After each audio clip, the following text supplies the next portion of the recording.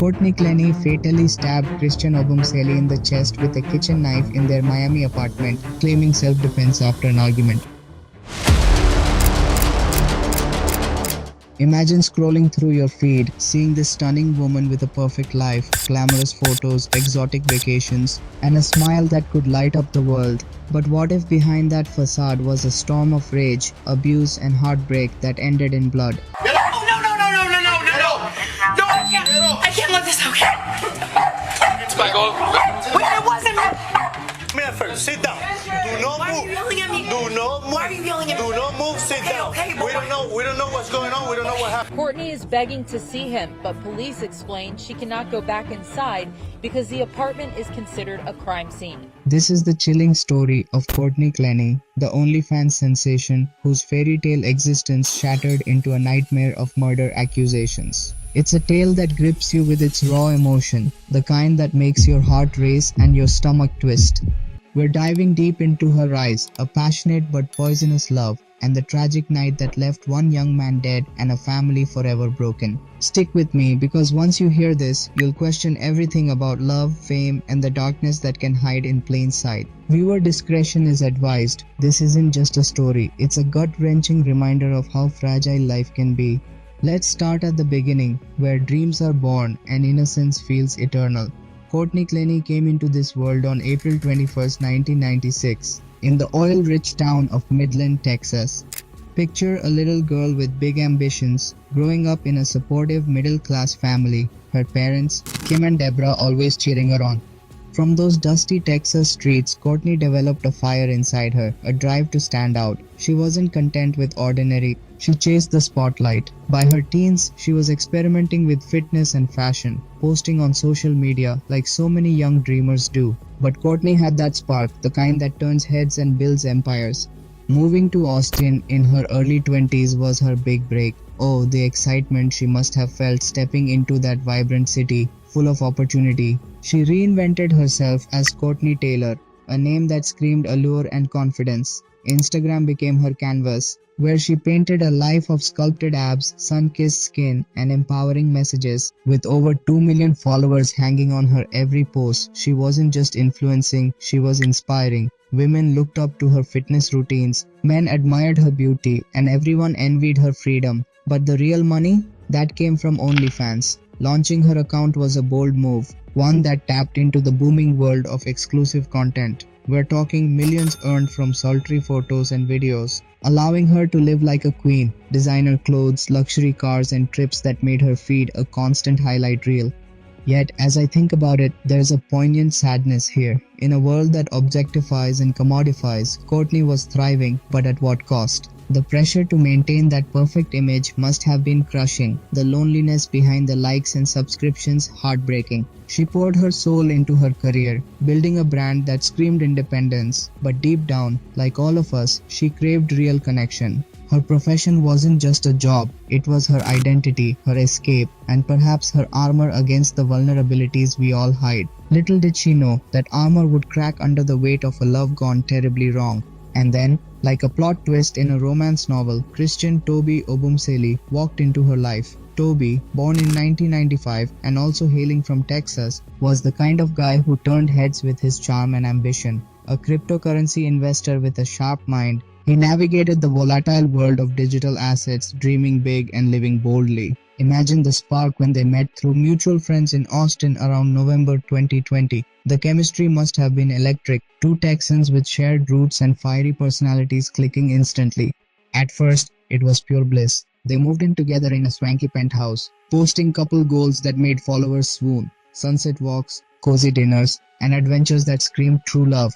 Toby brought stability to Courtney's chaotic influencer life, and she added glamour to his. But oh, how quickly paradise can turn to hell. Whispers from neighbors paint a picture of escalating storms, fights so intense they'd shake the walls, objects hurled in rage, police knocking on doors more than once. The heartache is palpable. What started as passion devolved into something toxic, a cycle of love and pain that neither could escape. They fled to Miami in early 2022, hoping the ocean breeze would wash away the troubles. Settling into the opulent One Paraiso building in Edgewater, it was meant to be a fresh chapter. But the arguments followed, growing fiercer. Building management even considered eviction due to the disturbances. I can't help but feel a deep empathy for them both, trapped in a relationship that was equal parts intoxicating and destructive. Toby, described by friends as kind-hearted and driven, and Courtney, the fierce independent woman, clashing in ways that left emotional scars. It's the kind of love story that hooks you because it's so human, flawed, intense, and ultimately tragic. You wonder, could they have walked away? But hindsight is cruel and fate had darker plans. Now brace yourself, this is where the story turns from turbulent romance to unimaginable horror. April 3, 2022 started like any other day in their Miami paradise, but beneath the surface, tension simmered like a pot about to boil over. Court documents and texts reveal a buildup of accusations, lies, jealousy, the raw wounds of betrayal festering. Neighbors later recounted hearing the chaos, screams echoing through the halls, thuds that made hearts pound in fear. One brave soul called authorities 11 minutes before Courtney did, sensing the danger thickening in the air. Inside their lavish apartment, the argument exploded. Prosecutors paint a vivid, chilling picture. Courtney, in a moment of uncontrolled fury, grabbed a kitchen knife, the kind you'd use for a casual dinner, and plunged it into Toby's chest. The blade pierced his subclavian artery, a devastating 3-inch deep wound from a forceful downward thrust, as the medical examiner's autopsy heartbreakingly detailed. Blood everywhere, life slipping away in seconds. Can you imagine the terror, the regret flashing in that instant? Toby collapsing, gasping, his dreams fading on that cold floor.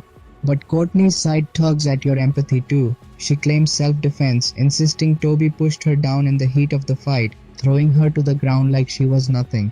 The 911 call, oh, it's the stuff that chills you to the bone, a raw audio snapshot of panic and despair. Courtney's voice trembling and tear-streaked. 3101. It's 1 Ma'am, listen to me. You need to stop screaming on the line and give me the address. 3101. You got a guy, I can't feel my arm. 3101. I can't feel my arm. Ma'am, my boyfriend is dying of a stab. Ma'am, what is the address? Begs, my boyfriend is dying of a stab wound. Please hurry. He threw me on the floor. I didn't mean to. The operator tries to calm her, but the sobs cut through like knives. 11 agonizing minutes after the neighbor's alert, help arrives. But for Toby, it's too late. Rushed to the hospital, he's pronounced dead, his vibrant life snuffed out at 27. The grief hits like a wave, gone, just like that. Elevator footage from February 22 emerges, too, heartbreakingly showing Courtney striking Toby, prosecutors using it to argue her as the aggressor.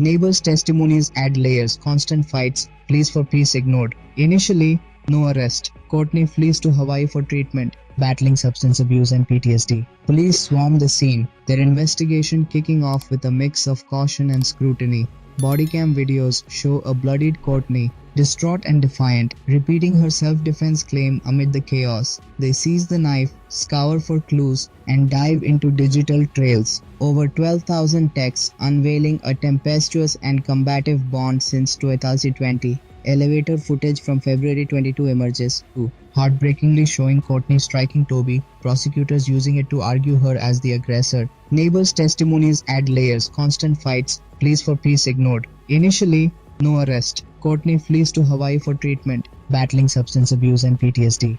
But inconsistencies mount, emotions run high in the precinct as detectives piece together a puzzle of abuse claims from both sides. By August 10, 2022, US Marshals nab her in Hawaii, charging second-degree murder with a deadly weapon. The arrest footage? Gut-wrenching. A fallen star in handcuffs, her world crumbling. It's a hook that pulls you deeper. Justice delayed, but is it justice deserved? The courtroom saga unfolds like a thriller you can't pause, each hearing laced with drama, accusations, and raw emotion.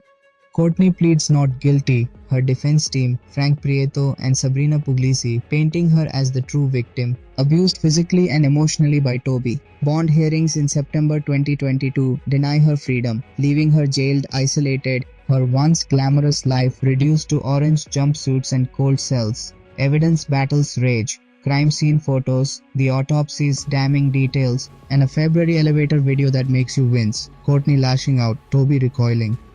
Then comes the twist with her family. In November 2023, police access iCloud accounts, uncovering texts about hacking Toby's laptop post-death, group chats with her parents Kim and Deborah discussing pins and access. January 2024 brings arrests for unauthorized access, charging all three. Imagine the family's despair, bonds posted, but the stain lingers. Hearings expose more, a Courtney checklist document, emails with attorneys. June 2024 sees a judge rule prosecutors violated privilege, dropping hacking charges by July. But September 2024 flips it. Those texts are admissible in the murder trial, a blow that must have felt like betrayal.